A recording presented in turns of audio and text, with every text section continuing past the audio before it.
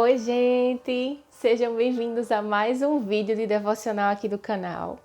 Eu estou muito feliz em compartilhar essa mensagem com vocês hoje, porque foi algo que Deus falou muito ao meu coração e eu quero bastante compartilhar isso com vocês hoje aqui.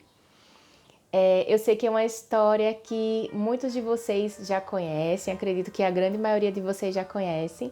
Então, sem muitas delongas, vamos já pegar aqui a nossa Bíblia, porque eu sei que você já começou esse devocional, já deu um play aqui nesse vídeo com a sua Bíblia perto de você. Então, vamos pegar aqui a nossa Bíblia e vamos abrir no livro de 2 Samuel, capítulo 11. Nós vamos ler os 2 primeiros versículos, tá bom?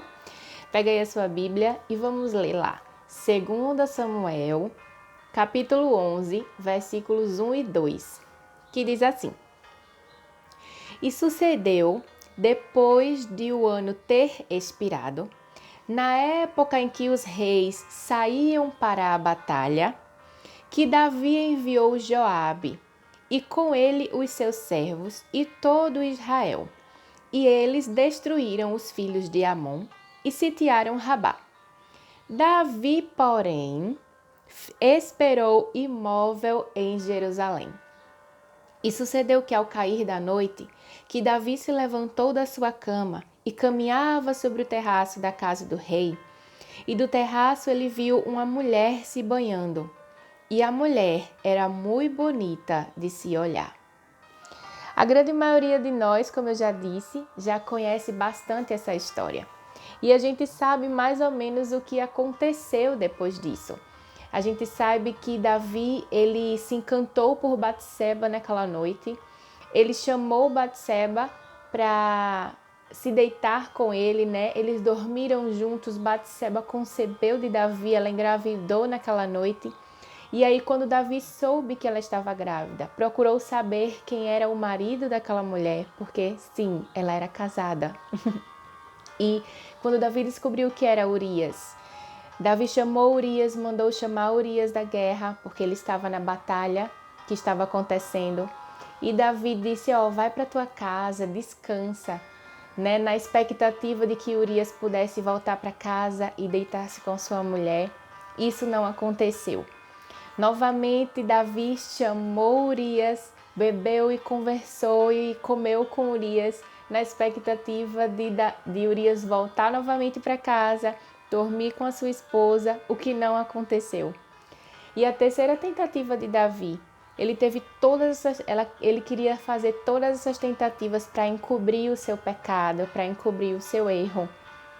E a última tentativa de Davi foi colocar Urias na frente de batalha, na primeira linha ali de guerra, para poder sofrer um acidente, para poder morrer naquela batalha, e Davi continuar e ficar com Batseba, e Davi ter ali aquele filho que já era seu. Então, a gente pode analisar várias coisas aqui nesses versículos, e a gente vai conversar um pouquinho sobre isso. A gente fez só um contexto aqui agora no início, mas o que realmente a gente pode observar aqui? A primeira coisa que a gente pode ver é que era uma época em que os reis costumavam sair para as batalhas. Quando a gente começa a ler aqui no versículo, se você pegar a sua Bíblia, eu não sei qual é a versão que você está usando, mas você vai ver que aqui diz que depois que do ano ter expirado, que era um período ali de primavera, os reis saíam para a batalha. Era costume os reis saírem para a batalha. Mas Davi, o que foi que ele fez? Ele enviou outros no seu lugar.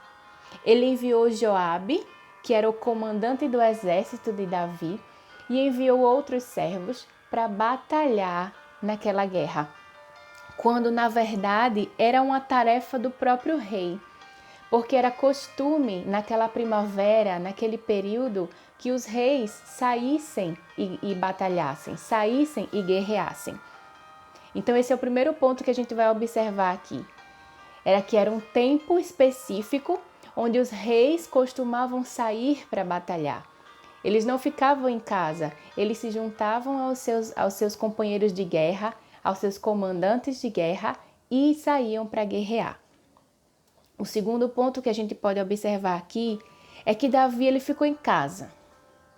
ele permaneceu na sua casa, ele ficou em Jerusalém. E nessa minha Bíblia, eu achei essa versão muito interessante, que ela diz assim, que Davi esperou imóvel em Jerusalém. Ele esperou imóvel, ou seja, ele ficou ocioso, ele ficou sem fazer nada, ele ficou com a sua mente vazia, ele ficou sem nenhum tipo de ocupação. Ele ficou ali em casa, sem fazer nada, de bobeira, com a mente vazia, quando na verdade era para ele estar super ocupado. Era para ele estar numa tarefa super importante, mas ele decidiu ficar imóvel.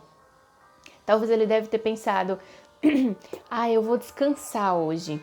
Eu vou ficar em casa hoje, eu vou mandar meus comandantes irem, mas eu preciso dar uma descansada hoje, eu preciso ficar aqui. Não, nada de errado em descansar, mas vamos entender a história. Então, Davi, naquela época, que era o tempo dele sair para a guerra, era o tempo dele batalhar, ele ficou imóvel em sua casa. Ele mandou outros no seu lugar e ficou imóvel. A terceira coisa que a gente consegue observar aqui é que no meio de toda aquela ociosidade, Davi ele se distraiu e ele abriu uma brecha para o que não era sua responsabilidade, para o que não era dele, para o que ele não tinha nem onde botar o dedo ali. Ele pegou, ao invés de estar fazendo uma tarefa super importante, que realmente era a tarefa dele, de liderar aquele grupo em batalha, Davi ele acabou dando uma brecha por causa daquela ociosidade, que ele escolheu ficar em casa, ele decidiu ficar em casa naquele dia. E ele deu uma brecha para algo que não devia ter acontecido, para algo que nem era da responsabilidade dele. E por causa desse vacilo, Davi ele cometeu adultério e homicídio ao mesmo tempo.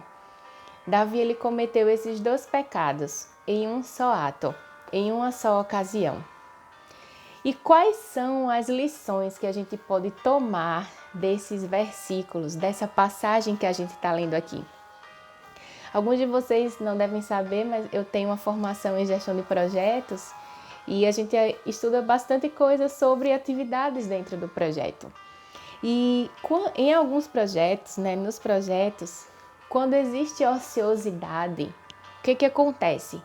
Quando existe a ociosidade dos colaboradores, existe consequentemente um atraso na entrega daquele projeto. Então, quando algo atrasa dentro daquele projeto, quando algo atrasa dentro daquele grande projeto que precisa ser executado, existe um atraso nas entregas. O pessoal está ali ocioso, aquele trabalhador não quer fazer o trabalho, ou então aquele trabalhador demorou demais a fazer a sua entrega. A entrega principal do projeto, ela é atrasada. E esse é um dos efeitos mais óbvios, Uma consequência da ociosidade mais óbvia. Se você atrasou o projeto, atrasou uma atividade, consequentemente aquele projeto não vai ser realizado no final como deveria ser. Porém, essa ociosidade, ela é um dos fatores mais graves dentro de um projeto. A ociosidade, ela vai atrasar todo o cronograma daquele projeto. O ponto final, como deveria acontecer, quando deveria acontecer, não vai acontecer porque aquele ocioso lá, porque aquele colaborador ocioso, ele não entregou no tempo certo aquela atividade. E isso vai atrasar todo o cronograma, isso vai causar um atraso em toda a entrega. Essa demora, o que vai causar? Vai causar um problema dentro do projeto ou até tornar aquele projeto inútil. Existe a grande probabilidade desse projeto se tornar inútil. E qual era o projeto que Deus queria para Davi naquele tempo? Deus já havia falado através dos profetas para Davi que Davi construísse um templo. Esse era o grande projeto que Deus tinha dado a Davi naquele tempo. Era a construção de um templo, a construção de uma casa para que a arca de Deus, que representava a presença de Deus, habitasse lá em Jerusalém. Habitasse no meio do seu povo. E após o pecado de Davi, após esse vacilo de Davi, causado pela ociosidade, A gente viu que Davi era para estar na guerra. O lugar de Davi naquele tempo era na guerra. Era um tempo que os reis saíam para guerrear com os seus soldados, guerrear com os seus comandantes de guerra. Mas Davi ele ficou ali ocioso, sem fazer nada. Então o profeta Natã se levantou, foi até Davi, né? Davi cometeu esse pecado por causa dessa ociosidade.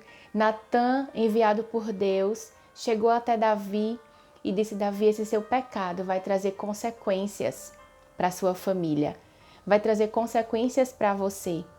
E, consequentemente, Deus teve que levantar uma outra pessoa para realizar aquele projeto que Deus havia estabelecido que Davi realizasse.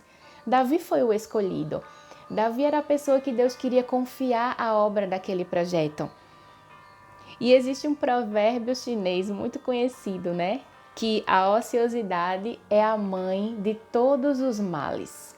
Quando nós estamos ociosos, nós tendemos a fazer coisas que não era para que a gente fizesse. E outra frase muito conhecida também é aquela que cabeça vazia é oficina do diabo. Quando nós estamos ociosos, quando nós estamos sem fazer nada, existe uma grande probabilidade do inimigo vir ali, de Satanás vir ali e começar a lançar sementes na sua mente, nos seus sentimentos, nos seus pensamentos, quando na verdade era para você estar ocupado com algo que Deus entregou a você. E daqui a pouco a gente vai finalizar com 4 pontos muito importantes. Mas é importante que você entenda esse contexto de que Davi, ele tinha uma missão, ele tinha uma tarefa. Ele foi chamado para estar ali naquele tempo, naquela primavera, quando o ano finalizou. E ele deveria estar no lugar onde Deus o chamou para estar, guerreando com os seus soldados. Davi, ele permaneceu imóvel. Quando Deus disse, vai Davi, faz isso Davi, vai guerrear Davi, ele ficou imóvel, parado. E consequentemente ele deu lugar à ociosidade. Então, entendendo tudo isso, quais são as lições que a gente pode tomar hoje aqui?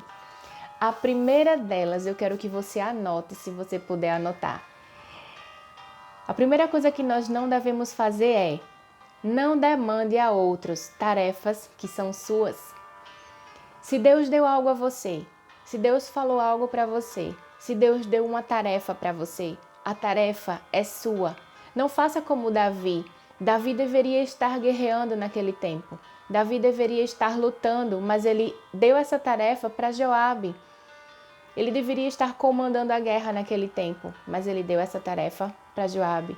Então, se Deus deu algo a você, se Deus deu algo para que você possa realizar, não dê essa tarefa para outra pessoa. Não delegue essa tarefa para outra pessoa, porque Deus deu ela para você. A segunda coisa que nós vamos aprender aqui hoje: não fique imóvel quando Deus te manda fazer algo. Não escolha a ociosidade. Não escolha algo que Deus não quer que você faça. Que é ficar olhando para o céu, vendo os passarinhos passarem, vendo como tudo é lindo, vendo o vento passar, o trem passou, a onda passou e você não pegou a onda. Se Deus quer que você faça algo, seja sensível ao Espírito Santo. Não delegue a ninguém e não fique ocioso. Não permaneça imóvel como Davi permaneceu. Quando Deus mandar você fazer algo, faça. Não permaneça imóvel.